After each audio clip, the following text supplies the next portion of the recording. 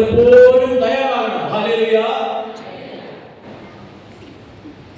അതുകൊണ്ട് നമുക്ക് പ്രത്യേകമായിട്ട് ഈ സമയത്ത് പ്രാർത്ഥിക്കാം. ദൈവമേ, ലോകത്തെ ബാധിച്ചിരിക്കുന്ന ഈ വലിയ യുദ്ധഭീതിയിൽ നിന്ന്, ലോകത്തെ ബാധിച്ചിരിക്കുന്ന ഈ വലിയ അസ്വസ്ഥതയിൽ നിന്ന്, ലോകത്തെ ഒരു വലിയ ദാരിദ്ര്യത്തിന്റെ അവസ്ഥയിലേക്ക് കൊണ്ടുപോകുന്ന ഈ മഹാ ആപത്തിൽ നിന്ന് ഞങ്ങളെയും ഒരുപക്ഷെ ഞങ്ങൾ ഇതുവരെയും കണ്ടിട്ട് പോലുമില്ലാത്ത അനേകം സഹോദരങ്ങള്, അവരെയൊക്കെ രക്ഷിക്കണമേ എന്ന് വിശ്വാസത്തോടുകൂടെ എന്റെ ദൈവം ഞങ്ങളെ രക്ഷിക്കുമെന്നുള്ള ഉറപ്പോടുകൂടെ പ്രാർത്ഥിക്കാനായിട്ട് ഈ സമയം നമുക്ക് പ്രത്യേകമായിട്ട് വിനിയോഗിക്കാം. നമ്മുടെ അനേകം വചന ശുശ്രൂഷകളിലൊക്കെ പങ്കെടുത്തിട്ടുള്ളവർ. ഇപ്പോൾ നമ്മുടെ നാടിന്റെ ഏറ്റവും വലിയ ഒരു ഭാഗ്യം വചനം ധാരാളമായിട്ട് നമുക്ക് ലഭിക്കുന്നുണ്ട് എന്നുള്ളതാണ്. വചനം സംസാരിക്കുന്ന ധാരാളം അഭിഷിക്തരെ ദൈവം ഉയർത്തുന്നുണ്ട് എന്നുള്ളതാണ്. ഒരു കാലത്ത് വചനം കേൾക്കാൻ, വചനം പഠിക്കാൻ ഒക്കെയുള്ള അവസരം വളരെ കുറവായിരുന്നു. എന്നാൽ ഇന്ന് പല മാധ്യമങ്ങളിലൂടെ, പല മാർഗങ്ങളിലൂടെ തിരുവചനം പഠിക്കാനും, തിരുവചനം ധ്യാനിക്കാനും, തിരുവചനം നന്നായിട്ട് ഗ്രഹിക്കാനും ഒക്കെയുള്ള സാഹചര്യം ദൈവത്തിന്റെ വലിയ സ്നേഹം, കരുണ ഒരുക്കിത്തരുന്നു. എന്നാൽ ഈ വചനം വഴിയായി നമുക്ക് ലഭിക്കുന്ന ഈ ഭാഗ്യം നമ്മൾ എത്രമാത്രം പ്രയോജനപ്പെടുത്തുന്നുണ്ട് എന്നുള്ളതാണ് ഏറ്റവും പ്രധാനപ്പെട്ട കാര്യം. ഒരു കേൾവി മാത്രമാണോ ഈ വചന ശുശ്രൂഷ? ഒരു കൗതുകം മാത്രമാണോ ഈ വചന ശുശ്രൂഷ? അതോ യഥാർത്ഥത്തിൽ ഈ വചന ശുശ്രൂഷയിലൂടെ സംഭവിക്കേണ്ട ചില പ്രധാനപ്പെട്ട കാര്യങ്ങളുണ്ട്, അത് സംഭവിക്കുന്നുണ്ടോ? എന്താണ് വചന ശുശ്രൂഷയിൽ സംഭവിക്കേണ്ട അടിസ്ഥാനപരമായ കാര്യം? യോഹന്നാൻ സ്നാപകനാണ് കർത്താവിന് മുന്നോടിയായി ഒടുവിൽ കടന്നു വരുന്ന പ്രവാചകൻ. യോഹന്നാൻ സ്നാപകൻ കർത്താവിന്റെ വരവ് അറിയിച്ചുകൊണ്ട് തന്നെ കേൾക്കുന്ന ജനത്തോട് സംസാരിക്കുന്നു. വിശുദ്ധ ലൂക്കോസിന്റെ സുവിശേഷം 3-ാമത്തെ അധ്യായത്തിൽ തന്നെ കേൾക്കുന്ന ജനത്തോട് യോഹന്നാൻ സ്നാപകൻ സംസാരിക്കുന്നത് ഈ വിധത്തിലാണ്. ജനക്കൂട്ടത്തോട്, തന്നെ കേൾക്കാൻ വന്ന ജനക്കൂട്ടത്തോട് അവൻ ചോദിച്ചു, അണലി സന്തതികളെ, ആസന്നമായ ക്രോധത്തിൽ നിന്ന് ഓടിയകലാൻ നിങ്ങൾക്ക് മുന്നറിയിപ്പ് നൽകിയത് ആരാണ്? മാനസാന്തരത്തിന് യോജിച്ച ഫലങ്ങൾ പുറപ്പെടുവിക്കും. അപ്പോൾ വചന ശുശ്രൂഷയുടെ അടിസ്ഥാനപരമായ ലക്ഷ്യം മാനസാന്തരം സംഭവിക്കുക എന്നുള്ളതാണ്. ഇത് തന്നെയാണ് കർത്താവ് തന്റെ ദൗത്യം ആരംഭിച്ചപ്പോഴും മർക്കോസിന്റെ സുവിശേഷം 1-ാം അധ്യായം 25-ാമത്തെ വചനത്തിൽ നമ്മൾ കാണുന്നുണ്ട്. നമ്മുടെ കർത്താവ് തന്റെ പരസ്യ ജീവിത ദൗത്യം ആരംഭിക്കുന്ന സമയത്ത് ഇതേ കാര്യം തന്നെയാണ് പ്രഖ്യാപിക്കുന്നത്. മർക്കോസിന്റെ സുവിശേഷം 1-ാം അധ്യായം 15-ാമത്തെ വചനം. അവൻ പറഞ്ഞു, സമയം പൂർത്തിയായി, ദൈവരാജ്യം സമീപിച്ചിരിക്കുന്നു, അനുദപിച്ച് സുവിശേഷത്തിൽ വിശ്വസിക്കുന്നു. അപ്പോൾ മാനസാന്തരപ്പെടാനാണ് കർത്താവിന് മുന്നോടിയായ യോഹന്നാൻ സ്നാപകൻ കർത്താവ് നമ്മളോട് ആഹ്വാനം ചെയ്യുന്നത്. അനുദപിച്ച് മാനസാന്തരപ്പെടുക. ദൈവവചനം കേൾക്കുന്നത് വഴിയായിട്ട്, ദൈവവചനം ധ്യാനിക്കുന്നത് വഴിയായിട്ട് അനുദപിക്കാനും മാനസാന്തരപ്പെടാനും സാധിക്കുന്നില്ലെങ്കിൽ അത് യഥാർത്ഥത്തിലുള്ള ഫലങ്ങൾ പുറപ്പെടുവിക്കുകയില്ല. അപ്പോൾ യോഹന്നാൻ സ്നാപകൻ ഇങ്ങനെ പ്രസംഗിച്ചപ്പോൾ അവിടെ കൂടിയിരുന്ന ജനം അതിനോട് പ്രതികരിച്ചത് എങ്ങനെയാണെന്ന് നമുക്ക് കാണുവാൻ സാധിക്കും. ജനം അവനോട് ചോദിച്ചു, ഞങ്ങൾ എന്താണ് ചെയ്യേണ്ടത്? അവൻ പറഞ്ഞു, 2 ഉടുപ്പുള്ളവൻ 1 ഇല്ലാത്തവന് കൊടുക്കട്ടെ, ഭക്ഷണം ഉള്ളവരും അങ്ങനെ തന്നെ ചെയ്യട്ടെ. ചുങ്കക്കാരും സ്നാനം സ്വീകരിക്കുവാൻ വന്നു. അവരും അവനോട് ചോദിച്ചു, ഗുരു, ഞങ്ങൾ എന്താണ് ചെയ്യേണ്ടത്? അവൻ പറഞ്ഞു, നിങ്ങളോട് ആജ്ഞാപിച്ചിട്ടുള്ളതിൽ കൂടുതൽ ഈടാക്കരുത്. പടയാളികളും അവനോട് ചോദിച്ചു, ഞങ്ങൾ എന്താണ് ചെയ്യേണ്ടത്? അവൻ അവരോട് പറഞ്ഞു, നിങ്ങൾ ആരെയും ഭീഷണിപ്പെടുത്തരുത്, വ്യാജമായ കുറ്റാരോപണം നടത്തരുത്, വേദന കൊണ്ട് തൃപ്തിപ്പെടണം. അപ്പോൾ തിരുവചനം കേൾക്കുമ്പോൾ നമ്മുടെ ഉള്ളിൽ ഉയരേണ്ട ഒരു ചോദ്യം, അല്ലെങ്കിൽ തിരുവചനം കേൾക്കുന്നത് വഴിയായി നമ്മുടെ ഉള്ളിൽ ഉണ്ടാകേണ്ട പ്രതികരണം മാനസാന്തരപ്പെടാൻ ഞാൻ എന്താണ് ചെയ്യേണ്ടത്? എന്റെ ജീവിതത്തിൽ ദൈവാനുഗ്രഹം ഉണ്ടാകുവാൻ ഞാൻ എന്താണ് ചെയ്യേണ്ടത്? എന്റെ ജീവിതത്തെ മാറ്റുവാൻ തക്കവണ്ണം, എന്റെ ജീവിതത്തെ ദൈവഹിതത്തിന് വിധേയപ്പെടുത്തുവാൻ തക്കവണ്ണം ഞാൻ എന്താണ് ചെയ്യേണ്ടത് എന്നുള്ള ചോദ്യമാണ് എപ്പോഴും ദൈവസന്നിധിയിൽ വചനം കേൾക്കുമ്പോൾ നമ്മൾ ഉയർത്തേണ്ടത്. പലപ്പോഴും നമ്മള് വചനം കേൾക്കുമ്പോൾ നമ്മളെക്കാൾ കൂടുതലായിട്ട് നമുക്ക് ഓർമ്മ വരുന്നത് ആരെയാണ്? മറ്റുള്ളവരെയാണ്. മറ്റുള്ളവരുടെ കുറ്റവും കുറവും ഒക്കെയാണ് വചന ശുശ്രൂഷയിൽ എപ്പോഴും നമുക്ക് ഓർമ്മ വരുന്നത്. ഇത് അവരെ കുറിച്ചായിരിക്കും, ഇത് അവരെ കുറിച്ചാണല്ലോ എന്നുള്ള ചിന്തയാണ് പല കാര്യങ്ങളും പല വചനങ്ങളും പറയുമ്പോൾ പെട്ടെന്ന് നമ്മുടെ മനസ്സിലേക്ക് വരുന്നത്. എന്നാൽ വചന ശുശ്രൂഷയിൽ സംബന്ധിക്കുന്ന ഓരോരുത്തരെ സംബന്ധിച്ചിടത്തോളം കർത്താവ് സംസാരിക്കുന്നത്, പരിശുദ്ധാത്മാവ് സംസാരിക്കുന്നത് നമ്മളോടാണ്, നമ്മുടെ ജീവിതത്തോടാണ് കർത്താവ് സംസാരിക്കുന്നത്. എന്നെ കുറിച്ചാണ് കർത്താവിന് സംസാരിക്കാനുള്ളത്. ഞാനാണ് അവന് ഉത്തരം പറയേണ്ടത്. ഞാൻ എന്ത് ചെയ്യണം എന്നാണ് ഉത്തരം പറയേണ്ടത്. പലപ്പോഴും നമ്മള് വചന ശുശ്രൂഷ വഴിയായിട്ട് മാനസാന്തരം ഉണ്ട് എന്നൊക്കെ അവകാശപ്പെടുമെങ്കിലും അത് പുറമേയുള്ള ചില കാര്യങ്ങളിൽ മാത്രം ഒതുക്കി നിർത്തുകയാണ്. ഈ മാനസാന്തരം എന്ന മലയാള വാക്കിന്റെ ഇംഗ്ലീഷ് പരിഭാഷ റിപ്പന്റ് എന്നാണ്. റിപ്പന്റ് എന്നാണ് അതിന്റെ ഇംഗ്ലീഷ് പരിഭാഷ. അപ്പോൾ റിപ്പന്റ് എന്ന് പറയുമ്പോൾ അത് റീപെയിന്റിങ് ആയി മാറാൻ പാടില്ല. റീപെയിന്റിങ് നമുക്കറിയാം, നമ്മുടെ വീടിന്റെ ഭിത്തിയൊക്കെ അഴുകായി, അപ്പോൾ നമ്മള് ഒരു റീപെയിന്റിങ് നടത്തും. അതായത് ഭിത്തിയുടെ പുറത്ത് നന്നായിട്ട് പെയിന്റ് ഒക്കെ അടിച്ച് അതിനെ ഭംഗിയുള്ളതാക്കും. എന്നാൽ വീടിന്റെ ഉള്ളിലേക്കോ അതിന്റെ പ്രധാനപ്പെട്ട ഉൾഭാഗങ്ങളിലേക്കോ ഒന്നും ഈ പെയിന്റ് കടന്നു ചെല്ലുകയില്ല. പെയിന്റ് പുറമേ നിൽക്കുന്നതേ ഉള്ളൂ. അപ്പോൾ റിപ്പന്റ് എന്നുള്ളത് റീപെയിന്റിങ് ആകാൻ പാടില്ല എന്നുള്ളതാണ് നമ്മളെപ്പോഴും ഓർക്കേണ്ട കാര്യം. രണ്ടാമത്, ദൈവത്തിന്റെ വചനം നമ്മൾ ശ്രദ്ധയോടെ കേൾക്കണം. ദൈവത്തിന്റെ വചനം ഞാൻ ആദ്യമേ സൂചിപ്പിച്ചതുപോലെ അതിന്റെ ഒരു കൗതുകത്തിൽ മാത്രം കേട്ടാൽ പോരാ, അത് എന്റെ ഹൃദയത്തിലേക്ക് ഞാൻ സംഗ്രഹിക്കണം.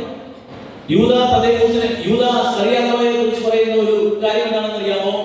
യൂദാസ്കറിയോത്ത് കർത്താവ് പറഞ്ഞ വചനങ്ങൾ നന്നായി കേട്ടിരുന്നെങ്കിൽ, ഏറ്റവും കുറഞ്ഞത് ധൂർത്തപുത്രന്റെ ഉപമയെങ്കിലും അവൻ കേട്ടിരുന്നെങ്കിൽ അവൻ ഒരിക്കലും തൂങ്ങി മരിക്കില്ലായിരുന്നു.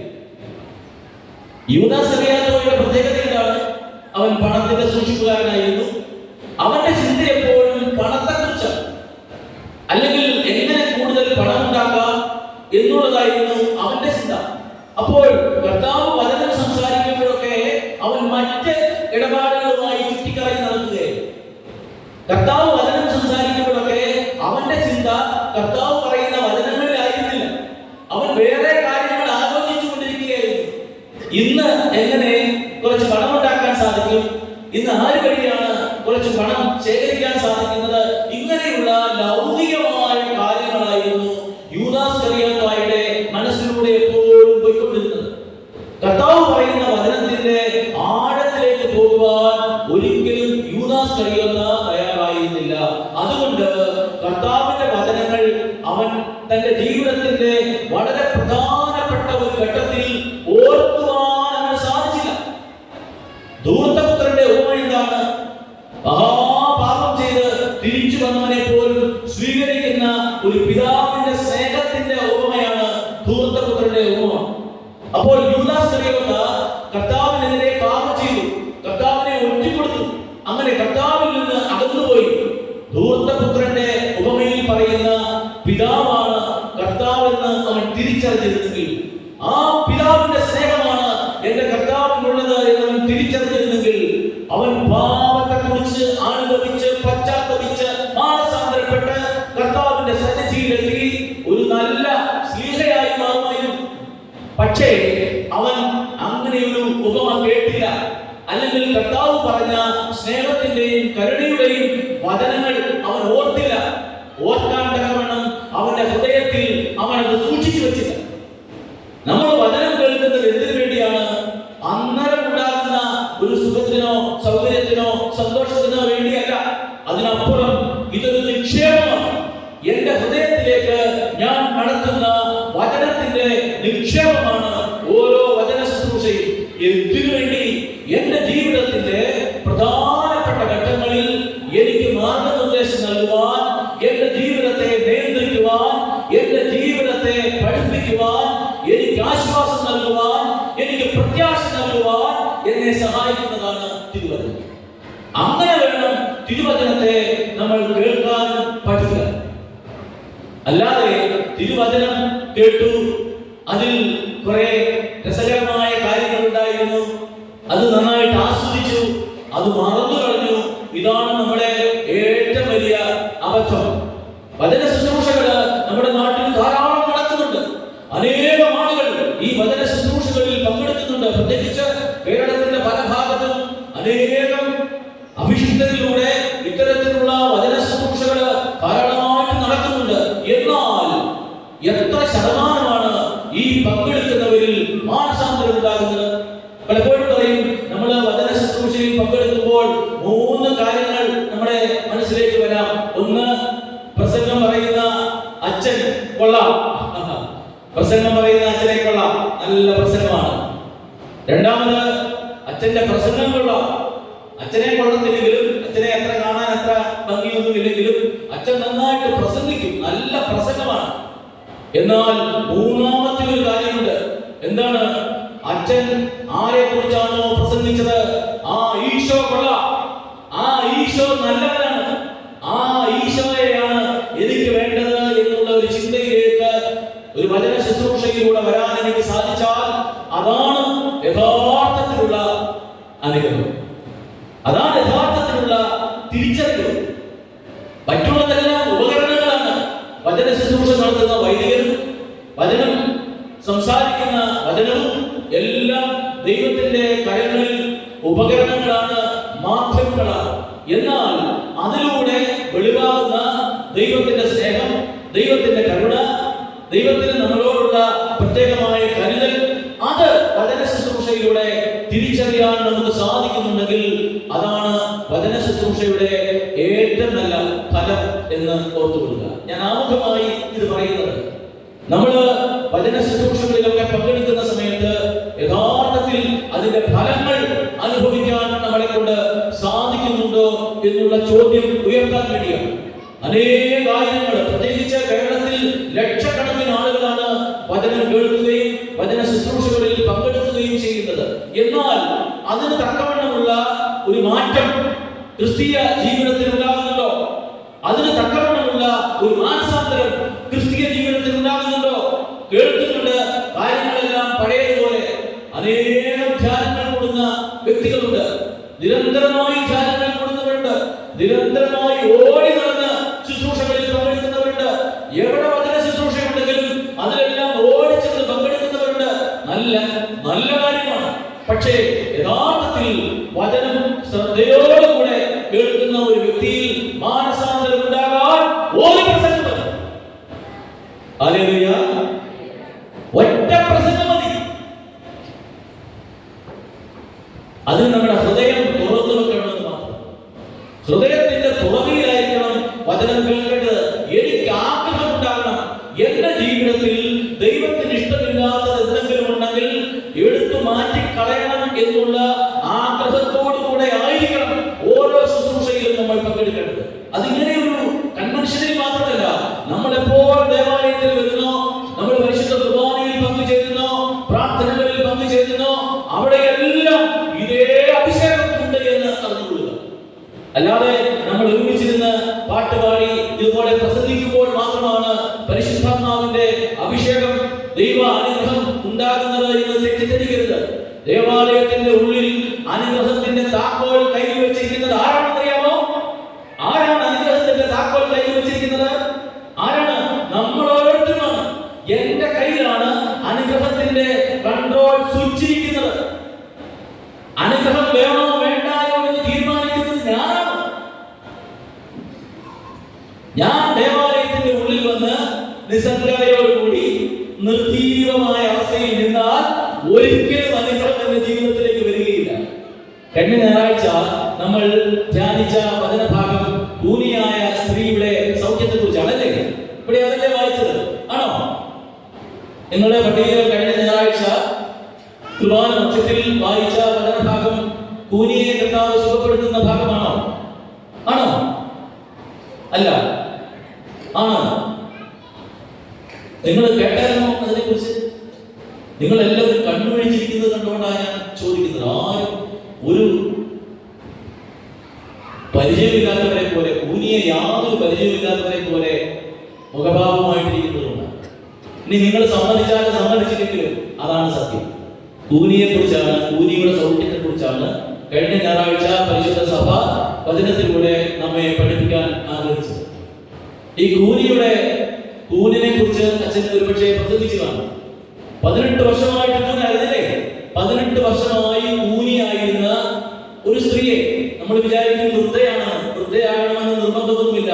18 വർഷം പിശാച് ബന്ധിച്ചിട്ടിരുന്ന കൂനിയായ ഒരു സ്ത്രീയെ സിനഗോഗിൽ വെച്ച് കർത്താവ് ഇങ്ങോട്ട് വിളിച്ച് സുഖപ്പെടുത്തുന്ന സംഭവമാണ് കഴിഞ്ഞ ഞായറാഴ്ച നാം വായിച്ച് ധ്യാനിച്ചത്.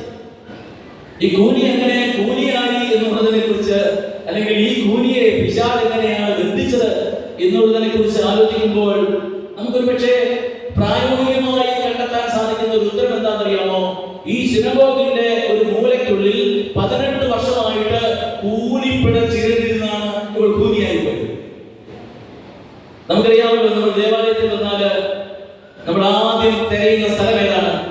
ഏത് സ്ഥലമാണ് തിരയുന്നത്? മൂലകള്, മറവുകള്, മാളങ്ങള്. ഈ പള്ളിക്കുള്ളിൽ മാളമില്ലാത്തത് കൊണ്ട് നമ്മൾ അതിലേക്ക് കയറാൻ വളരെയധികം പ്രയാസപ്പെടുന്നുണ്ട്. പലപ്പോഴും കുമ്പസാരക്കൂടിന്റെ കീഴിൽ നിന്നാണ് അനേകം പേരെ എടുത്ത് പുറത്തെടുത്തത്. അതിന്റെ കീഴിൽ ഇങ്ങനെ എന്തുമാത്രം സ്ഥലമുണ്ടെന്ന്, കുമ്പസാരക്കൂടിന്റെ ഉള്ളിൽ എത്ര പേർക്ക് ഇരിക്കാനും കിടക്കാനും സാധിക്കുമെന്ന് നമ്മൾ മനസ്സിലാക്കുന്നത് ആ സമയത്താണ്. ഒരു കുമ്പസാരക്കൂടുമായി ബന്ധപ്പെട്ട് എത്ര പേർക്ക് ഒതുങ്ങിയിരിക്കാൻ സാധിക്കും എന്നുള്ളതൊക്കെ തിരിച്ചറിയാൻ സാധിക്കുന്നത് ആ സമയത്താണ്. എന്താ കാരണം? ദേവാലയത്തിന്റെ ഉള്ളിൽ വന്നാൽ നമ്മൾ പരമാവധി ദൈവത്തിൽ നിന്ന് അകന്നിരിക്കാനാണ് ശ്രമിക്കുന്നത്. അതിനോ അറിയാതെയോ ചെയ്യുന്ന ഒരു പാപമാണ്. അതായത് ദൈവത്തിന്റെ അടുത്തേക്ക് വരേണ്ട നാം പലപ്പോഴും നമ്മുടെ സൗകര്യത്തെ പ്രതി ഇതിന്റെ ഏതെങ്കിലും ഒരു കോണിൽ ഒതുങ്ങിയിരിക്കും. 18 വർഷമായി സിനഗോഗിൽ വന്നുകൊണ്ടിരുന്ന ഈ കൂനിയായ സ്ത്രീ കൂനിയായി പോകാൻ, അല്ലെങ്കിൽ ആത്മീയമായ കൂനിനെ കുറിച്ചാണല്ലോ പറയുന്നത്. പിശാച് ബന്ധിച്ചിട്ടിരിക്കുന്ന ഒരു കൂനിനെ കുറിച്ചാണ് പറയുന്നത്. ശാരീരികമായ ആരോഗ്യപരമായ ഒരു കൂനിനെ കുറിച്ചല്ല നമുക്ക് ഇവിടെ കാണാൻ സാധിക്കുന്നത്. പിന്നെയോ 18 വർഷമായി സാത്താൻ ബന്ധിച്ചിട്ടിരുന്ന കൂനിയായ സ്ത്രീയെ കുറിച്ചാണ് പറയുന്നത്. സാത്താൻ ഇവളെ ബന്ധിച്ചിട്ടിരുന്നത് ഈ സിനഗോഗിന്റെ ഉള്ളിൽ തന്നെയായിരുന്നു. 18 വർഷമായി സിനഗോഗിൽ വരുന്നുണ്ട്, പ്രാർത്ഥനയിൽ പങ്കെടുക്കുന്നുണ്ട്, അവിടെ നടക്കുന്ന ശുശ്രൂഷകളിലൊക്കെ പങ്കെടുക്കുന്നുണ്ട്. പക്ഷേ ഇവൾ കൂനിയായി ആ സിനഗോഗിന്റെ ഒരു ഭാഗത്ത് ഒതുങ്ങിയിരുന്നു എന്ന് മാത്രമേ ഉള്ളൂ. അതിനേക്കാൾ അപകടം എന്താണെന്ന് അറിയാമോ? അവൾ കർത്താവിനോട് ഒരു സൗഖ്യത്തെ കുറിച്ച് ആവശ്യപ്പെടുന്നത് പോലുമില്ല. ഈ സിനഗോഗിന്റെ ഉള്ളിലിരിക്കുന്ന ഈ കൂനിയായ സ്ത്രീ യേശു ആരാണെന്ന് തീർച്ചയായിട്ടും അറിഞ്ഞിട്ടുണ്ടാകും. യേശു തന്റെ പരസ്യ ജീവിതത്തിന്റെ 3-ാം വർഷത്തിൽ ചെയ്യുന്ന ഒരു അത്ഭുതമാണ്. അപ്പോൾ യേശു ആരാണെന്ന് അതിനോടകം ആ നാട്ടിലുള്ളവരൊക്കെ അറിഞ്ഞു കഴിഞ്ഞു. അനേകം പേർക്ക് സൗഖ്യം കൊടുത്തു, മരിച്ചവരെ പോലും ഉയർപ്പിച്ചു. അങ്ങനെയുള്ള ഒരു കർത്താവ് എന്റെ മുമ്പിൽ നിൽക്കുമ്പോൾ എന്റെ ജീവിതത്തിന്റെ ഈ ഒരു വലിയ ദുഃഖത്തെ കുറിച്ച്, എന്റെ ഈ ദുരിതത്തെ കുറിച്ച് ഒരു പ്രാർത്ഥന നൽകുവാൻ പോലും ആവാത്ത അവസ്ഥയിലാണ് ഈ കൂനി ആ സിനഗോഗിന്റെ ഉള്ളിൽ ഇരിക്കുന്നത്. ദേവാലയത്തിന്റെ ഉള്ളിൽ പ്രാർത്ഥിക്കാൻ പോലും മറന്നു പോകുന്ന ഒരവസ്ഥ. അതാണ് യഥാർത്ഥത്തിലുള്ള ദുരന്തം. നമുക്കറിയാം, നമ്മളൊക്കെ പള്ളിയിലെ ആരാധനയിൽ വന്ന് ഒത്തുചേരുന്നുണ്ട്. കുറെ പേർ പ്രാർത്ഥിക്കും, കുറെ പേർ പാട്ടുകൾ, പ്രത്യേകിച്ച് കൊയറൊക്കെ ഉണ്ടെങ്കിൽ ആ കൊയർ എല്ലാ പ്രാർത്ഥനയും പാട്ടും ഒക്കെ ചെയ്യുന്നത് കൊണ്ട് ബാക്കിയുള്ളവരൊക്കെ ഈ കൂനിയുടെ അവസ്ഥയിലേക്ക് താഴ്ന്നു പോവുകയാണ്. എവിടെയെങ്കിലും കൂനി പിടിച്ചിരിക്കുന്നു. ഒരു പ്രാർത്ഥന പോലും ചൊല്ലാതെ കുർബാന പൂർത്തിയാക്കി ഇറങ്ങി പോകുന്ന എത്രയോ പേരുണ്ടെന്നറിയാം. ദേവാലയത്തിൽ 2 മണിക്കൂർ ഉണ്ടായിരുന്നിട്ടും ഒരാമീൻ എന്ന് പോലും ഉച്ചത്തിൽ പറയാതെ, ദൈവത്തെ ഒന്ന് സ്തുതിക്കാതെ, ദൈവത്തിന് ആരാധന സമർപ്പിക്കാതെ കാഴ്ചക്കാരായി നിന്ന് വന്നിറങ്ങി പോകുന്ന എത്രയോ പേരുണ്ടെന്നറിയാമോ? യഥാർത്ഥത്തിൽ നമ്മുടെ വചന ശുശ്രൂഷകളില്, നമ്മുടെ ആരാധനകളില്, നമ്മുടെ പ്രാർത്ഥനകളില്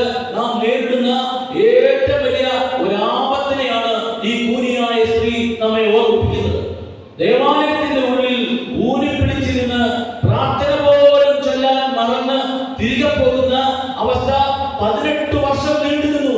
കർത്താവ് ഒടുവിൽ ഇങ്ങോട്ട് വിളിച്ചാണ് സൗഖ്യം കൊടുക്കുന്നത്. എന്തിനാ സൗഖ്യം കൊടുക്കുന്നതെന്ന് അറിയാമോ? ഇങ്ങോട്ട് വിളിച്ച് സൗഖ്യം കൊടുക്കുന്നത് അവിടെ ഇരുന്ന ജനത്തിന് ഒരു സാക്ഷ്യമായി തീരാൻ വേണ്ടിയാണ്. 18 വർഷമായി ഈ ദേവാലയത്തിന്റെ ഉള്ളിലുണ്ടായിരുന്ന, ഈ സിനഗോഗിന്റെ ഉള്ളിലുണ്ടായിരുന്ന ഇവർക്ക് യാതൊരു മാറ്റവുമില്ല. ദേവാലയത്തിന്റെ ഉള്ളിലാണോ എന്ന് ചോദിച്ചാൽ ഉള്ളിലാണ്. എന്നാൽ ജീവിതത്തിൽ യാതൊരു മാറ്റവും ഉണ്ടായിട്ടില്ല. പിശാച് ബന്ധിച്ചു വെച്ചിരിക്കുകയാണ്. ദേവാലയത്തിന്റെ ഉള്ളിലിരിക്കുന്ന ഈ മകളെ പിശാച് ബന്ധിച്ചു വെച്ചിരിക്കുകയാണ്. ദൈവത്തെ ആരാധിക്കാൻ സാധിക്കാത്തവണ്. നോക്കുക, എത്ര വലിയൊരു ഭീകരമായ അവസ്ഥയാണ്. തന്നെ സൗഖ്യപ്പെടുത്താൻ സാധിക്കുന്നവൻ തന്റെ മുമ്പിൽ നിൽക്കുമ്പോൾ ഒരു വാക്കുകൊണ്ട് പോലും അവൾ ആവശ്യപ്പെടുന്നില്ല, എന്റെ ഈ ദുരിതത്തിൽ നിന്ന് എന്നെ സൗഖ്യപ്പെടുത്തണമേ എന്ന് ആവശ്യപ്പെടുന്നില്ല. ഇത് നമ്മുടെ ആത്മീയ ജീവിതത്തിൽ നമ്മൾ നേരിടുന്ന ഏറ്റവും വലിയ ഒരു ദുരന്തത്തിന്റെ അടയാളമാണ്. ഞാനിതൊക്കെ പറയുന്നത് എന്തിനാണെന്നറിയാമോ? ഒത്തിരി ഗഹനമായ വിഷയങ്ങളെ കുറിച്ച് സംസാരിക്കാൻ നമുക്ക് സാധിക്കും. എന്നാൽ ഏത് വിഷയം സംസാരിച്ചാലും ആ വിഷയം എന്നെ സ്പർശിക്കുന്നില്ലെങ്കിൽ എനിക്ക് അതുകൊണ്ട് യാതൊരു ഫലവും ഉണ്ടാവുകയില്ല. നമ്മുടെ നാട് നേരിടുന്ന ആത്മീയമായ ഏറ്റവും വലിയ ഒരു ആപത്തിനെ കുറിച്ചാണ് ഞാൻ ഈ ഓർമ്മിപ്പിക്കുന്നത്. അനേകം ആളുകൾ വചന ശുശ്രൂഷകളിൽ പങ്കെടുക്കുന്നു, വചനം കേൾക്കുന്നു. യൂട്യൂബിലൊക്കെ എന്തുമാത്രം ആളുകളാണ് പ്രശസ്തരായ ആളുകളുടെ വചനങ്ങളും പ്രസംഗങ്ങളും ഒക്കെ കേൾക്കുന്നത്. അങ്ങനെ ആയിരുന്നെങ്കിൽ പ്രത്യേകിച്ച് ഡാനിയേലച്ചന്റെയൊക്കെ പ്രസംഗങ്ങൾ കേൾക്കുന്നത് മിനിമം 2-3 ലക്ഷം പേരാണ് കേൾക്കുന്നത്. ആ കേൾക്കുന്നവരിലൊക്കെ യഥാർത്ഥത്തിൽ ഒരു മാനസാന്തരം ഉണ്ടായിരുന്നെങ്കിൽ, യഥാർത്ഥത്തിൽ ഒരു മാനസാന്തരം സംഭവിച്ചിരുന്നെങ്കിൽ നമ്മുടെ നാട്ടിൽ എന്തുമാത്രം ദൈവ ശുശ്രൂഷകൾ ഉണ്ടാകുമായിരുന്നു. നമ്മുടെ നാട്ടിൽ ദൈവത്തിന്റെ സാക്ഷി നൽകുന്ന എന്തുമാത്രം സഹോദരങ്ങൾ ഉണ്ടാകുമായിരുന്നു. എല്ലാവരെയും സംബന്ധിച്ചിടത്തോളം അവരുടെ ലൗകികമായ ഭൗതികമായ ആവശ്യങ്ങൾ മാത്രമാണ് അവരുടെ പ്രാർത്ഥന. പ്രാർത്ഥനയെ പോലും തെറ്റിദ്ധരിച്ചു വെച്ചിരിക്കുകയാണ്. പ്രാർത്ഥിക്കുക എന്ന് പറഞ്ഞാൽ ദൈവത്തിന്റെ മനസ്സ് മാറ്റാനുള്ള ഒരു വലിയ അധ്വാനമായിട്ടാണ് നമ്മൾ കരുതുന്നത്. നമ്മൾ നിരന്തരമായി പ്രാർത്ഥിക്കുമ്പോൾ ചിന്തിക്കുന്നത്, നമ്മളിങ്ങനെ ഇടപെടാതെ പ്രാർത്ഥിക്കുമ്പോൾ കർത്താവിന് മാനസാന്തരം ഉണ്ടാകും. അതുവരെയും തരാതെ വെച്ചിരിക്കുന്ന കാര്യങ്ങളൊക്കെ കർത്താവ് മാനസാന്തരപ്പെട്ട് നമുക്ക് തരും. ഇതാണോ യഥാർത്ഥത്തിലുള്ള പ്രാർത്ഥന? അല്ലെങ്കിൽ പ്രാർത്ഥനയുടെ പിന്നിലുള്ള തത്വം ഇതാണോ? പ്രാർത്ഥനയിലൂടെ യഥാർത്ഥത്തിൽ സംഭവിക്കേണ്ട കാര്യം എന്താണെന്ന് അറിയാമോ? പ്രാർത്ഥിക്കുന്ന ആളിന് മാനസാന്തരം ഉണ്ടായാൽ അപ്പം അനുഗ്രഹം. അല്ലാതെ ദൈവത്തെ മാനസാന്തരപ്പെടുത്തുന്നതല്ല പ്രാർത്ഥന. പ്രാർത്ഥിക്കുന്ന നമ്മളിൽ മാനസാന്തരം ഉണ്ടെന്ന് ദൈവം തിരിച്ചറിയുന്ന സമയത്ത് ഈ അനുഗ്രഹം പ്രാപിക്കാൻ തക്കവണ്ണമുള്ള ഒരു മാനസാന്തരം എന്റെ ജീവിതത്തിൽ ഉണ്ടെന്ന് ദൈവത്തിന് ബോധ്യമാകുന്ന സമയത്ത് നമ്മൾ എന്തിനു വേണ്ടിയാണോ പ്രാർത്ഥിച്ചത് അത് നമുക്ക് അനുഗ്രഹത്തിന് കാരണമായിരിക്കുമെങ്കിൽ തീർച്ചയായിട്ടും നമ്മുടെ കർത്താവ് നമുക്ക് തരും. നമ്മുടെ ജീവിതത്തെ ഒന്ന് എടുത്ത് പരിശോധിച്ച് നോക്കുക. നമ്മുടെ അനുഗ്രഹങ്ങളുടെ എണ്ണമൊക്കെ ഒന്ന് എടുത്ത് നോക്കുക. നമ്മൾ പറഞ്ഞിട്ട് മാത്രമാണോ അനുഗ്രഹങ്ങൾ കിട്ടിയത്? നമ്മൾ ചോദിച്ചത് മാത്രമാണോ അനുഗ്രഹങ്ങൾ? അതോ നമ്മൾ ചോദിച്ചതിനപ്പുറം, നമ്മൾ ചോദിച്ചതിനേക്കാൾ നല്ലത് തന്നവനല്ലേ ദൈവം അനുഗ്രഹങ്ങളായി? എന്താണ് അതിന്റെ കാരണം? അടിസ്ഥാനപരമായി അനുദപിക്കണം, മാനസാന്തരപ്പെടണം, വിശ്വസിക്കണം. ഇതില്ല എങ്കിൽ ജീവിതത്തിൽ അനുഗ്രഹങ്ങൾ എന്ന് പറയുന്നതൊക്കെ നമുക്ക് നാശത്തിനും ദോഷത്തിനും കാരണമായി തീരും. നമുക്കറിയാമല്ലോ, നമ്മുടെ ജീവിതത്തിൽ അനുഗ്രഹമെന്ന് വിചാരിച്ച് നമ്മൾ കരുതി വെച്ചിരുന്നതൊക്കെ പിന്നീട് നോക്കിയപ്പോൾ എന്തുമാത്രം നാശത്തിനും ദോഷത്തിനും കാരണമായി തീർന്നു. ഓരോന്നോരോന്ന് ഞാൻ എടുത്തു പറയുന്നില്ല.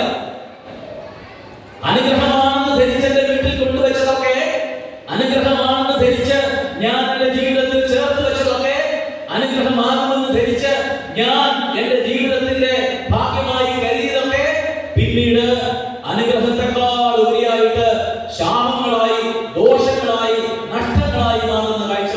എന്താണ് കാരണം? യഥാർത്ഥത്തിലുള്ള അനുതാപവും മാനസാന്തരവും കൂടാതെ ഒരനുഗ്രഹവും നമ്മുടെ ജീവിതത്തിൽ പ്രവർത്തിക്കുകയും, അനുദപിക്കുന്ന ഒരു ജീവിതത്തിൽ, മാനസാന്തരപ്പെടുന്ന ഒരു ജീവിതത്തിൽ അനുഗ്രഹങ്ങൾ സമ്പുഷ്ടമായി നിലനിൽക്കും എന്നുള്ളതാണ് വചനം നമ്മെ ഓർമ്മിപ്പിക്കുന്നത്. നമ്മൾ എന്നാൽ യഥാർത്ഥത്തിൽ നമ്മുടെ വിഷയത്തിലേക്ക് പ്രവേശിക്കാം. ആമുഖമായി ഞാൻ പറഞ്ഞത് മാത്രമേ. നമ്മുടെ വിഷയം നമ്മുടെ ആത്മീയ ജീവിതത്തിന്റെ പ്രധാനപ്പെട്ട വിഷയം തന്നെയാണ്. നമുക്കൊരൊറ്റ വിഷയമേ ഉള്ളൂ. ദൈവമക്കൾക്ക് ഒരൊറ്റ വിഷയമേ ഉള്ളൂ, പ്രാർത്ഥിക്കാൻ. ആ വിഷയത്തിൽ ഉൾപ്പെടുന്നതാണ് ബാക്കിയുള്ളതെല്ലാം. ദൈവമക്കൾക്ക് ദൈവസന്നിധിയിൽ ചോദിക്കാൻ ഒരൊറ്റ വിഷയമേ ഉള്ളൂ. ദൈവത്തിന്റെ വാഗ്ദാനം എല്ലാം ഉൾപ്പെട്ടിരിക്കുന്ന ഒരൊറ്റ കാര്യമേ ഉള്ളൂ. ദൈവത്തിന്റെ വാഗ്ദാനം മുഴുവൻ ആ വിഷയത്തിലുണ്ട്, ആ അനുഗ്രഹത്തിലുണ്ട്. എന്താണ് ആ പ്രധാനപ്പെട്ട വിഷയം? മറ്റൊന്നുമല്ല, നമ്മളോട് ആരെങ്കിലും ചോദിക്കുന്നു എന്ന് വിചാരിക്കുക, നിങ്ങളുടെ ജീവിതത്തിലെ ഏറ്റവും വലിയ ആഗ്രഹം എന്താണ്? ആത്മീയ ജീവിതത്തിന്റെ കാര്യം മാത്രം എടുക്കാൻ തൽക്കാലം. ഭൗതികമായ കാര്യങ്ങൾ ചോദിച്ചാൽ ഒത്തിരി കാര്യങ്ങൾ നമുക്ക് പറയാനുണ്ട്. ഭൗതികമായ കാര്യങ്ങൾ പറയാനാണ് നമുക്ക് ഇഷ്ടം. അല്ലെങ്കിൽ പള്ളിയിൽ വന്നാല് പ്രാർത്ഥിക്കുമ്പോഴൊക്കെ നമ്മൾ ഈ ഭൗതികമായ കാര്യങ്ങളാണ് പറയുന്നത്. പറഞ്ഞോളൂ, കുഴപ്പമില്ല. ആത്മീയമായ ജീവിതം എടുത്ത് പരിശോധിക്കുമ്പോൾ നമ്മളോട് ചോദിക്കുകയാണ്, നിങ്ങളുടെ ആത്മീയ ജീവിതത്തിൽ നിങ്ങളുടെ ഏറ്റവും വലിയ ആഗ്രഹം എന്താണ് എന്ന് ചോദിച്ചാൽ പലപ്പോഴും നമ്മൾ മറന്നു പോകുന്ന ഒരു ഉത്തരവുണ്ട്. എന്താണെന്ന് അറിയാമോ? അതിനെ പല വാക്കുകൊണ്ട് നമ്മൾ സൂചിപ്പിക്കാറുണ്ട്. നിത്യജീവൻ. നിത്യജീവൻ പ്രാപിക്കുക എന്നുള്ളതാണ് നമ്മളെ സംബന്ധിച്ചിടത്തോളം നമ്മുടെ ജീവിതത്തിന്റെ ഏക പ്രാർത്ഥനാവിഷയം. നിത്യജീവൻ പ്രാപിക്കാൻ വേണ്ടി ഈ ഭൂമിയിൽ എന്തെല്ലാം നമ്മളെ സഹായിക്കുമോ അത് മാത്രമാണ് നമ്മുടെ ജീവിതത്തിന്റെ ഭൗതികമായ അനുഗ്രഹങ്ങൾ. എന്റെ കുടുംബവുമായി ബന്ധപ്പെട്ട് എന്റെ ദൈവം എനിക്ക് തരുന്ന ഏത് സന്തോഷമാകട്ടെ, സൗഭാഗ്യമാകട്ടെ, ഭൗതികമായ അനുഗ്രഹങ്ങളാകട്ടെ, അത് നിത്യജീവൻ പ്രാപിക്കുവാൻ എന്നെ സഹായിക്കുന്നില്ലെങ്കിൽ അത് ദൈവം തരുന്നതല്ല. ദൈവം എനിക്ക് തരുന്ന അനുഗ്രഹങ്ങളെല്ലാം അത് ഭൗതികമാണെങ്കിലും ആത്മീയമാണെങ്കിലും നിത്യജീവൻ പ്രാപിക്കാൻ വേണ്ടി മാത്രമുള്ളതാണ്. ഞാനിത് വെറുതെ എന്ന് പറയുന്നതല്ല. രക്ഷാകര പദ്ധതി മുഴുവൻ ഒരൊറ്റ വചനത്തിൽ വിശുദ്ധ യോഹന്നാൻ ശ്ലീഹ രേഖപ്പെടുത്തിയിട്ടുണ്ട്. സുവിശേഷത്തിലെ സുവർണ വചനം എന്നാണ് അതിനെ വിശേഷിപ്പിക്കുന്നത്. സുവിശേഷത്തിലെ സുവർണ വചനം നമുക്ക് എല്ലാവർക്കും കാണാതെ അറിയാവുന്ന ഒരു വചനമാണ്. വിശുദ്ധ യോഹന്നാന്റെ സുവിശേഷം 3-ാം അധ്യായം 16-ാമത്തെ വചനം. എന്താണ് ആ വചനം? എന്തെന്നാൽ അവനിൽ വിശ്വസിക്കുന്ന ഏവനും നശിച്ചു പോകാതെ നിത്യജീവൻ പ്രാപിക്കുന്നതിന് വേണ്ടി തന്റെ ഏകജാതനെ നൽകുവാൻ തക്കവിധം ദൈവം ലോകത്തെ അത്രമാത്രം സ്നേഹിച്ചു. എന്തെന്നാൽ അവനിൽ വിശ്വസിക്കുന്ന ഏവനും നശിച്ചു പോകാതെ നിത്യജീവൻ പ്രാപിക്കുന്നതിന് വേണ്ടി തന്റെ ഏകജാതനെ നൽകുവാൻ തക്കവിധം ദൈവം ലോകത്തെ അത്രമാത്രം സ്നേഹിച്ചു. ഇതാണ് രക്ഷാകര പദ്ധതി. കർത്താവിന്റെ ജീവിതത്തെ ഒരൊറ്റ വചനം കൊണ്ട് വിശേഷിപ്പിക്കാൻ സാധിക്കുമെങ്കിൽ, കർത്താവിന്റെ രക്ഷാകര പ്രവൃത്തിയെ ഒരൊറ്റ വചനം കൊണ്ട് വിശേഷിപ്പിക്കാൻ സാധിക്കുമെങ്കിൽ അതാണ് ഈ വചനം. തന്നിൽ വിശ്വസിക്കുന്ന ഒരുവനും നശിച്ചു പോകാതെ നിത്യജീവൻ പ്രാപിക്കുന്നതിന് വേണ്ടി തന്റെ ഏകജാതനെ നൽകുവാൻ വിധം ദൈവം ലോകത്തെ അത്രമാത്രം സ്നേഹിച്ചു. എന്തിനു വേണ്ടിയാണ് ദൈവം മനുഷ്യനായി തീർന്നത്? എന്തിനു വേണ്ടിയാണ് കർത്താവ് പീഡനം സഹിച്ചത്? എന്തിനു വേണ്ടിയാണ് കർത്താവ് കുരിശിൽ മരിച്ചത്? എന്തിനു വേണ്ടിയാണ് കർത്താവ് ഉയർത്തെഴുന്നേറ്റത്? ഈ ദിവ്യ രഹസ്യങ്ങളൊക്കെ നമ്മൾ ഓർക്കുവാൻ പോകുന്ന ദിവസങ്ങളാണിത്. ഇതൊക്കെ എന്തിനു വേണ്ടിയായിരുന്നു എന്നുള്ളതിന്റെ ഉത്തരം, ആ ചോദ്യത്തിന്റെ ഉത്തരമാണ് ഈ സുവർണ വചനം. സുവിശേഷങ്ങളിലെ സുവർണ വചനം, രക്ഷാകര പദ്ധതി മുഴുവൻ ഒരൊറ്റ വചനത്തിൽ സ്വാംശീകരിച്ചിരിക്കുന്ന, സംഗ്രഹിച്ചിരിക്കുന്ന വചനം നിത്യജീവൻ തരാൻ വേണ്ടിയാണ് ഇതെല്ലാം ചെയ്തത്. യോഹന്നാൻ ശ്ലീഹ എഴുതിയ 1-ാം ലേഖനം 1-ാം അധ്യായം 25-ാമത്തെ വചനത്തിൽ വളരെ വ്യക്തമായി വീണ്ടും ഓർമ്മിപ്പിക്കുന്നു. അവൻ നമുക്ക് നൽകിയിരിക്കുന്ന വാഗ്ദാനം ഇതാണ്, നിത്യജീവൻ. കർത്താവ് നമുക്ക് നൽകിയിരിക്കുന്ന വാഗ്ദാനങ്ങളെല്ലാം, ഒത്തിരി വാഗ്ദാനങ്ങൾ സുവിശേഷത്തിലുണ്ട്. ഈ വാഗ്ദാനങ്ങളെല്ലാം ഒരൊറ്റ വാക്കിൽ ചുരുക്കിയാൽ, ഒരൊറ്റ വാക്കാക്കി മാറ്റിയാൽ അതിന്റെ പേരാണ് നിത്യജീവൻ. നമ്മുടെ ജീവിതത്തിൽ നമ്മൾ എപ്പോഴെങ്കിലും നിത്യജീവൻ പ്രാപിക്കുവാൻ വേണ്ടി, നിത്യജീവനിൽ നിലനിൽക്കാൻ വേണ്ടി, നിത്യജീവനിൽ ഈ ലോകത്തിൽ നിന്ന് കടന്നു പോകാൻ വേണ്ടി ആഗ്രഹിക്കുകയും പ്രാർത്ഥിക്കുകയും ചെയ്യുന്നുണ്ടോ? ഞാനതാ പറഞ്ഞത്, ഒന്നാമത്തെ വിഷയം നമ്മൾ പലപ്പോഴും മറന്നു കളയുകയാണ്. ഇനി ആ വാക്കിന് മറ്റൊരു പദം കൂടി വേണമെങ്കിൽ നമുക്ക് പറയാം, സ്വർഗം. നമ്മൾ എത്രമാത്രം നമ്മുടെ പ്രാർത്ഥനയിൽ ചേർത്ത് വെക്കുന്ന കാര്യമാണ്, കർത്താവേ എനിക്ക് സ്വർഗത്തിൽ പോകണം. നമ്മുടെ പാട്ടിലൊക്കെ ഇഷ്ടംപോലെ നമ്മൾ പാടുന്നുണ്ട്, അറിയാതെ പാടുന്നതാണ്. സ്വർഗനാട്ടിലെ പ്രിയൻ കീർത്തിയിടും, ഇതൊക്കെ ആഞ്ഞു പാടുകയാണ്. എന്താണ് അർത്ഥം? സ്വർഗത്തിൽ പോകണമെന്നാണ് ആഗ്രഹം. എന്നാൽ അറിഞ്ഞുകൊണ്ട് പ്രാർത്ഥിക്കുന്നുണ്ടോ? സ്വർഗത്തിൽ പോകണം എനിക്ക്. ഈ ഭൂമിയിൽ എന്ത് കഷ്ടതകൾ സഹിക്കാൻ ഞാൻ തയ്യാറാണ്, എനിക്ക് സ്വർഗത്തിൽ പോകണം. എന്റെ ഏറ്റവും വലിയ ആഗ്രഹം സ്വർഗത്തിൽ പോകണമെന്നാണ്. നമ്മളോട് നിങ്ങളുടെ പ്രാർത്ഥനാ വിഷയങ്ങളെ ഒന്ന് എഴുതി തരാൻ പറഞ്ഞാല്, ഇപ്പൊ ധ്യാനകേന്ദ്രത്തിൽ വരുമ്പോഴേ, ധ്യാനം കൂടാൻ നിങ്ങളും പലരും വന്നിട്ടുണ്ടാകുമെന്ന് ഞാൻ വിചാരിക്കുന്നു. ധ്യാനകേന്ദ്രത്തിൽ വരുമ്പോൾ നിങ്ങളുടെ പ്രാർത്ഥനാ വിഷയം എഴുതി തരാൻ പറയും. 10-100 വിഷയമാണ് എഴുതുന്നത്. പശു, ആണ്, ഇതുവരെ ഞാൻ തന്നിട്ടുണ്ട്. എന്നാൽ ഒന്നാമത് എഴുതേണ്ട ഒരു കാര്യമുണ്ട്. എനിക്ക് സ്വർഗത്തിൽ പോകണം. എനിക്ക് സ്വർഗത്തിൽ പോകണമെന്ന് 1-2 പേര് എഴുതിയിട്ടുണ്ടാകാം. അവരേതെങ്കിലും ധ്യാനകേന്ദ്രത്തിൽ ശുശ്രൂഷ ചെയ്യുന്നവർ ഇങ്ങനെ കേട്ടുവല്ലോ പരിചയപ്പെട്ട് എഴുതിയതാകാം. സ്വയമേവ എന്റെ ഉള്ളിൽ അങ്ങനെ ഒരു ആഗ്രഹമുണ്ടോ? എനിക്ക് സ്വർഗത്തിൽ പോകണം. ഈ ഭൂമിയിലെ കഷ്ടതകൾ ഒന്നുമല്ല. ഇതിനപ്പുറം നമ്മുടെ പാട്ടിലും പ്രാർത്ഥനയിലുമെല്ലാം അതാണ് ആശയം. നമ്മുടെ എല്ലാ പ്രാർത്ഥനകളിലും, നോമ്പിന്റെ പ്രാർത്ഥനകളൊക്കെ ഇവിടെ നടന്നുണ്ടാകുമെന്ന് ഞാൻ വിചാരിക്കുന്നു. ഇല്ലെങ്കിൽ തന്നെ സാധാരണ പ്രാർത്ഥനകൾ എടുത്തുകൊള്ളുക. എല്ലാ പ്രാർത്ഥനകളുടെയും ഉള്ളടക്കം എന്താണെന്നറിയാമോ?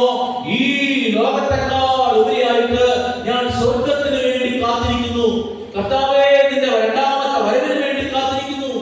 നമ്മൾ ചുമ്മാ പറയുമെങ്കിലും നാളെ കർത്താവ് വീണ്ടും വരുമെന്ന് ഒരു അറിയിപ്പ് കിട്ടിയാൽ നമുക്ക് എത്ര പേർക്ക് ഇഷ്ടപ്പെടുന്നത്? നമ്മൾ കുറച്ചുകൂടെ ചോദിക്കില്ലേ, നാളെ വേണ്ട, കുറച്ചുകൂടെ കഴിയട്ടെ എന്ന് പറയും. പാടുന്നതോ, നീ വരാൻ വേണ്ടി ഞാൻ മുട്ടിയിരിക്കുകയാണ്. ഇപ്പൊ വന്നേക്കൂടാ, ഇപ്പൊ വന്നെ എടുത്തോണ്ട് പോയാക്കൂടാ.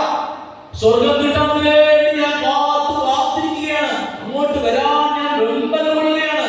എന്നെ പിന്നോട്ട് പിടിച്ചു വെച്ചിരിക്കുന്നതുകൊണ്ടാണ് ഞാൻ വരാത്തത്. അല്ലെങ്കിൽ ഇപ്പൊ വന്നു കിടന്നേനെ എന്നാണ് പ്രാർത്ഥന. യഥാർത്ഥത്തിൽ ആത്മാർത്ഥമായിട്ടൊന്ന് പരിശോധിച്ച് നോക്കുക. ഞാൻ ഇതുവരെയും അങ്ങനെ ഒരു ആഗ്രഹം എന്റെ പ്രാർത്ഥനയിൽ പാട്ടുപാടി വെക്കുന്നതല്ലാതെ, പ്രാർത്ഥന ചൊല്ലി വെക്കുന്നതല്ലാതെ എന്റെ ഉള്ളിൽ നിന്ന് അങ്ങനെ ഒരു ആഗ്രഹം പുറത്തു വരുന്നുണ്ടോ? നിത്യജീവൻ തരാൻ വേണ്ടി, സ്വർഗം തരാൻ വേണ്ടിയാണ് കർത്താവ് ഭൂമിയിൽ മനുഷ്യനായി അവതരിച്ചത്. എവിടെയാണ് ഈ നിത്യജീവൻ നഷ്ടപ്പെട്ടു പോയത്? നിത്യജീവൻ തിരികെ തരാൻ വേണ്ടിയാണ് കർത്താവ് വന്നതല്ലേ? നിത്യജീവൻ നഷ്ടപ്പെട്ടത് എവിടെയാണ്? നഷ്ടപ്പെട്ടു പോയാൽ എല്ലാം തിരിച്ചു കിട്ടേണ്ട ആവശ്യമുള്ളൂ അല്ലേ? നഷ്ടപ്പെട്ടത് എവിടെയാണ്? ഏദൻ തോട്ടത്തിൽ അല്ലേ? ഏദൻ തോട്ടത്തിൽ നിത്യജീവനിലാണ് ആദി മാതാപിതാക്കളെ ദൈവം സൃഷ്ടിച്ച് ആക്കിയത്. കർത്താവിനോട് കൂടെ ആയിരിക്കുന്ന അവസ്ഥ, കർത്താവിനോട് കൂടി നിത്യമായി ആനന്ദത്തിലായിരിക്കുന്ന അവസ്ഥ, സ്വർഗീയമായ ആനന്ദത്തിന്റെ അവസ്ഥയാണ് പറുദീസ. ആ നിത്യ സൗഭാഗ്യത്തിലാണ് ആദി മാതാപിതാക്കളെ സൃഷ്ടിച്ച് കർത്താവ് ആക്കിയത്. അവിടെ പാപം വഴിയായി നിത്യജീവൻ നഷ്ടപ്പെട്ടു. നിത്യജീവൻ നഷ്ടപ്പെടാനുള്ള കാരണം പരിശോധിച്ചാൽ നിത്യജീവൻ തിരികെ നേടാനുള്ള മാർഗവും നമുക്ക് കണ്ടെത്താൻ സാധിക്കും. നിത്യജീവന്റെ മാർഗമായി സുവിശേഷങ്ങളിൽ വളരെ വ്യക്തമായി സൂചിപ്പിച്ചിരിക്കുന്ന 3 കാര്യങ്ങളുണ്ട്. നിത്യജീവൻ പ്രാപിക്കുവാൻ വേണ്ടി ഈ 3 കാര്യങ്ങൾ ഉണ്ടായാൽ, ഈ 3 കാര്യങ്ങൾ സമ്പാദിച്ചാൽ, ഈ 3 കാര്യങ്ങളിൽ ജീവിതം നിലനിർത്തിയാൽ നഷ്ടപ്പെട്ടു പോയ നിത്യജീവൻ തിരിച്ചു കിട്ടും. ഒന്നാമത്തെ കാര്യം വിശ്വാസം, രണ്ടാമത്തെ കാര്യം ശരണം അല്ലെങ്കിൽ പ്രത്യാശ, മൂന്നാമത്തെ കാര്യം സ്നേഹം. ഈ 3 പുണ്യങ്ങൾ, ഈ 3 ദൈവികമായ പുണ്യങ്ങൾ നഷ്ടപ്പെട്ടപ്പോഴാണ് പറുദീസായിൽ നിന്ന് നിത്യജീവൻ നഷ്ടപ്പെട്ട് നമ്മുടെ ആദ്യ മാതാപിതാക്കൾ പുറത്ത് പോകേണ്ടത്. എങ്ങനെയാണ് ഏദൻതോട്ടത്തിൽ ഈ 3 പുണ്യങ്ങൾ നഷ്ടപ്പെട്ടു പോയത്? ദൈവത്തിലുള്ള വിശ്വാസം നഷ്ടപ്പെട്ടത് എപ്പോഴാണ്? ആളുവിന് ഹവ്വായ്ക്ക് പിശാച് വന്ന് പറഞ്ഞു, ദൈവം നിങ്ങളോട് പറഞ്ഞതിനേക്കാൾ വ്യത്യസ്തമായ ചില കാര്യങ്ങൾ എനിക്ക് പറയാം. ദൈവം നിങ്ങളോട് എന്താ പറഞ്ഞത്? തോട്ടത്തിന്റെ നടുവിൽ നിൽക്കുന്ന വൃക്ഷത്തിന്റെ ഫലം ഭക്ഷിക്കാൻ പാടില്ല. എന്നാൽ ഞാൻ നിങ്ങൾക്ക് പറഞ്ഞു തരാം, ദൈവം പറഞ്ഞ നല്ല സത്യം നിങ്ങളെ കളിപ്പിച്ചതാണ്. യഥാർത്ഥത്തിൽ എന്താണെന്ന് അറിയാമോ? ആ ഫലം ഭക്ഷിച്ചാൽ നിങ്ങൾ ദൈവത്തെ പോലെയായി തീരും. ദൈവം നിങ്ങളെ ചതിച്ചതാണ്. അപ്പോൾ ഒന്നാമത്തെ പുണ്യം നഷ്ടപ്പെട്ട വഴി കണ്ടോ? ക്ഷണിക്കപ്പെടാത്ത അതിഥിയായി ജീവിതത്തിലേക്ക് കടന്നു വരുന്ന പിശാച് നമ്മുടെ ജീവിതത്തിൽ സംശയം ഉണ്ടാക്കുകയാണ്, ദൈവത്തോടുള്ള വിരോധം ജനിപ്പിക്കുകയാണ്, ദൈവത്തെക്കുറിച്ച് നമ്മുടെ ഉള്ളിൽ മറ്റൊരു ചിന്ത ജനിപ്പിക്കുകയാണ്. ദൈവം പറഞ്ഞത് അനുസരിക്കുന്നതിന് വിരുദ്ധമായി പിശാച് പറയുന്നത് അനുസരിക്കാൻ തീരുമാനിക്കുന്നിടത്താണ് ഈ ഒന്നാമത്തെ പുണ്യം പളരീസായി തകർന്നു. വിശ്വാസം എന്ന പുണ്യം ദൈവത്തെ വിശ്വസിക്കുന്നതിന് പകരം, അല്ലെങ്കിൽ ദൈവത്തെ വിശ്വസിക്കുന്നതിനേക്കാൾ പിശാചിനെ വിശ്വസിക്കുവാൻ തയ്യാറായിടത്താണ് ഈ ഒന്നാമത്തെ പുണ്യം പളരീസായി തകർന്നു വീഴുന്നത്. നിത്യജീവൻ നഷ്ടപ്പെടാൻ ആരംഭിക്കുന്നു. രണ്ടാമത് ദൈവശരണം അല്ലെങ്കിൽ പ്രത്യാശ. എങ്ങനെയാണ് ഈ രണ്ടാമത്തെ പുണ്യം പറുദീസായി തകർന്നു വീഴുന്നത്? ദൈവത്തിൽ ശരണം പ്രാപിച്ചിരുന്ന ആദ്യ മാതാപിതാക്കൾ, അവർക്ക് ഒരു ആശ്രയം മാത്രമേ ഉണ്ടായിരുന്നുള്ളൂ, അവർക്ക് ഒരു അഭയം മാത്രമേ ഉണ്ടായിരുന്നുള്ളൂ, അവർക്ക് സംരക്ഷണമായി സർവശക്തനായ ദൈവം മാത്രമേ ഉണ്ടായിരുന്നുള്ളൂ. അവിടേക്കാണ് പുതിയ സംരക്ഷണത്തിന്റെ വാഗ്ദാനവുമായിട്ട് നിങ്ങളെ ഞാൻ നോക്കിക്കൊള്ളാം, നിങ്ങൾ ഞാൻ പറയുന്നത് പോലെ ചെയ്താൽ നിങ്ങൾക്ക് സംരക്ഷണം നൽകാം എന്ന് പറഞ്ഞ് കടന്നു ചെല്ലുന്ന പിശാച് അവരുടെ ഉള്ളിൽ പുതിയ ഒരു പൈശാചികമായ സംരക്ഷണത്തിന്റെ ആശയം ഇട്ടുകൊടുക്കുന്നു. അതായത് ഈ പഴം പറിച്ചു കഴിച്ചാൽ ദൈവത്തെ പോലെയായി തീരുന്ന സംരക്ഷണം, ദൈവത്തെ മറികടക്കുന്ന സംരക്ഷണം, ദൈവത്തിന്റെ സംരക്ഷണം വേണ്ട എന്ന് വെക്കുന്ന തീരുമാനം. ഇത് കഴിച്ചാൽ പിന്നെ ദൈവത്തെ പോലെ ആകുമല്ലോ, പിന്നെ ദൈവത്തിന്റെ ആവശ്യത്തിനാണ്. ഇവിടെയാണ് രണ്ടാമത്തെ പുണ്യം തകർന്നു വീഴുന്നത്. ദൈവശരണം, ദൈവത്തിലുള്ള പ്രത്യാശ, ദൈവത്തിലുള്ള അഭയം, അത് നഷ്ടപ്പെടുത്തി കളയുന്ന ആദ്യ മാതാപിതാക്കളിൽ രണ്ടാമത്തെ പുണ്യം തകർന്നു വീഴുന്നു. നിത്യജീവന്റെ രണ്ടാമത്തെ വീഴ്ചയാണ് സംഭവിക്കുന്നത്. ഇനി മൂന്നാമത്തത്, പിശാച് കടന്നു. പിശാചി കാര്യങ്ങളൊക്കെ പറഞ്ഞപ്പോൾ ഹവ്വായ്ക്ക് പിശാചിനോട് ഒരു താല്പര്യം തോന്നി, ഒരു സ്നേഹം തോന്നി. ഇവൻ കൊള്ളാമല്ലോ, നല്ല ഉപകാരിയാണല്ലോ, ഇവൻ യഥാർത്ഥത്തിൽ നമ്മളോട് ഭയങ്കര സ്നേഹമാണല്ലോ, ദൈവത്തെക്കാൾ സ്നേഹമാണല്ലോ. ചില അപ്പനോടും അമ്മയോടും ഒക്കെ മക്കൾക്കുള്ള ഒരു പിണക്കമുണ്ടല്ലോ. അപ്പനേക്കാളും അമ്മയെക്കാളും എന്നോട് സ്നേഹമുള്ളത് വഴിയെ പോയ ചേട്ടനാണ് എന്നോട് ഏറ്റവും കൂടുതൽ സ്നേഹമുള്ളത് എന്ന് തോന്നുന്ന ഒരു ചിന്തയുണ്ടല്ലോ. കഷ്ടപ്പെട്ട് വളർത്തിയ അപ്പനേക്കാളും കഷ്ടപ്പെട്ട് വളർത്തിയ അമ്മയെക്കാളും ഇന്നലെ കണ്ടുമുട്ടി എനിക്ക് മൊബൈൽ വാങ്ങിച്ചു തന്ന, എന്റെ സിം ചാർജ് ചെയ്തു തന്ന ആ ചേട്ടനാണ് ഏറ്റവും ഈ ലോകം വേണ്ട ഏറ്റവും നല്ലവനെന്ന് തോന്നുന്ന ആ പാപത്തിന്റെ ആദ്യ സൂചന. ഈ ചേട്ടൻ, ഈ സാത്താൻ പറുദീസായുടെ ഉള്ളിൽ കയറി ഇവരുടെ ഉള്ളിൽ സംശയം ജനിപ്പിച്ചു, ഇവരുടെ ഉള്ളിൽ സംരക്ഷണത്തിന്റെ ഒരു ചിന്ത ജനിപ്പിച്ചു. മൂന്നാമത് ഇവരുടെ ഉള്ളിലേക്ക് ഒരു സ്നേഹം ജനിപ്പിച്ചു, പിശാചിനോടൊരു സ്നേഹം.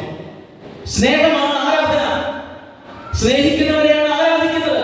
അപ്പോൾ ദൈവത്തിന് ആരാധന കൊടുത്തുകൊണ്ടിരുന്ന, സ്നേഹം കൊണ്ട് പറുദീസായിൽ ദൈവത്തെ ആരാധിച്ചു കൊണ്ടിരുന്ന ആദ്യ മാതാപിതാക്കൾ ആദ്യമായി ദൈവത്തെക്കാൾ ഉപരിയായി, ദൈവത്തിന് പകരമായി പിശാചിനെ സ്നേഹിക്കുവാൻ, ആരാധിക്കുവാൻ തുടങ്ങിയിട്ടാണ് നിത്യജീവൻ പൂർണ്ണമായി നഷ്ടപ്പെടുന്നത്.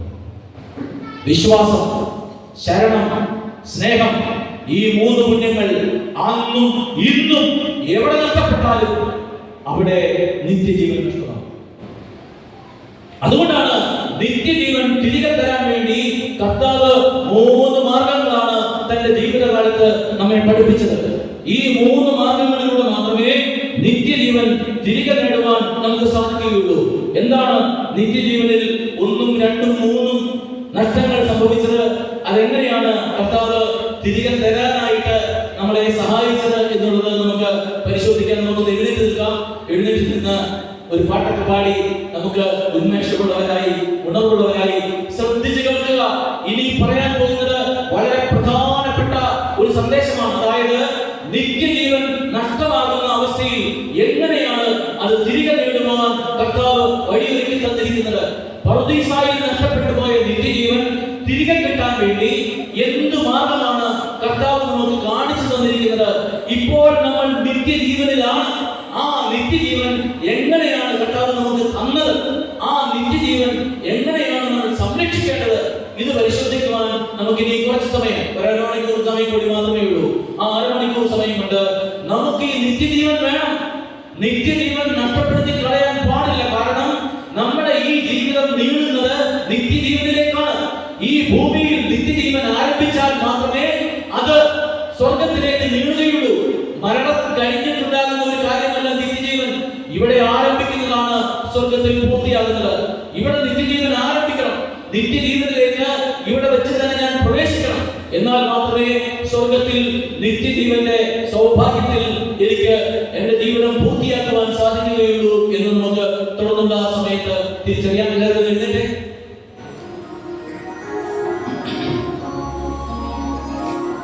ഇപ്പോൾ സ്തോത്ര കാഴ്ച എടുക്കുന്ന സമയമാണ്. സ്തോത്ര കാഴ്ച എന്ന് പറഞ്ഞാൽ എന്താണെന്ന് നിങ്ങൾക്കറിയാം. അത് കുറച്ച് പണം ഇടുന്ന ഒരു പരിപാടി എന്നുള്ളതിനേക്കാൾ ഉപരിയായിട്ട് നമ്മളെ സംബന്ധിച്ചിടത്തോളം നമുക്കുണ്ടായിരിക്കുന്ന അനുതാപത്തിന്റെ മാനസാന്തരത്തിൽ എന്റെ നിക്ഷേപം നീ തന്നെയാ, എന്റെ ഹൃദയം നിന്നിൽ തന്നെയാ, എന്റെ നിക്ഷേപം നീ തന്നെയാ, എന്റെ ഹൃദയം നിന്നിൽ തന്നെയാ. എന്റെ നിക്ഷേപം നീ തന്നെയാ, എന്റെ ഹൃദയം നിന്നിൽ തന്നെയാ. യേശുവേ എൻ ഹൃദയത്തിനുടയോരേ, എൻ ഹൃദയത്തെ കവർന്നോരേ. യേശുവേ എൻ ഹൃദയത്തിനുടയോരേ, എൻ ഹൃദയത്തെ കവർന്നോരേ. എന്റെ നിക്ഷേപം നീ തന്നെയാ, എന്റെ ഹൃദയവും നിന്നിൽ തന്നെയാ. എന്റെ നിക്ഷേപം നീ തന്നെയാ, എന്റെ ഹൃദയവും നിന്നിൽ തന്നെയാ.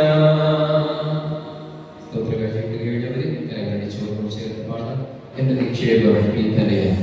വിശുദ്ധ മത്തായിയുടെ സുവിശേഷത്തിൽ 4-ാം അധ്യായം 21-ാം നമ്മൾ ധ്യാനിക്കും. നിങ്ങളുടെ നിക്ഷേപം എവിടെയോ അവിടെയായിരിക്കും നിങ്ങളുടെ ഹൃദയവും. നമ്മുടെ നിക്ഷേപം കർത്താവിലായിരിക്കട്ടെ, നിത്യതയായിരിക്കട്ടെ, നിത്യജീവനായിരിക്കട്ടെ നമ്മുടെ ലക്ഷ്യം. നമുക്കുള്ളവരോടെ ആഗ്രഹിക്കാം. കൈകടിച്ച് പാടി പ്രാർത്ഥിക്കാം. തീർച്ചയായും കൈകടിച്ച്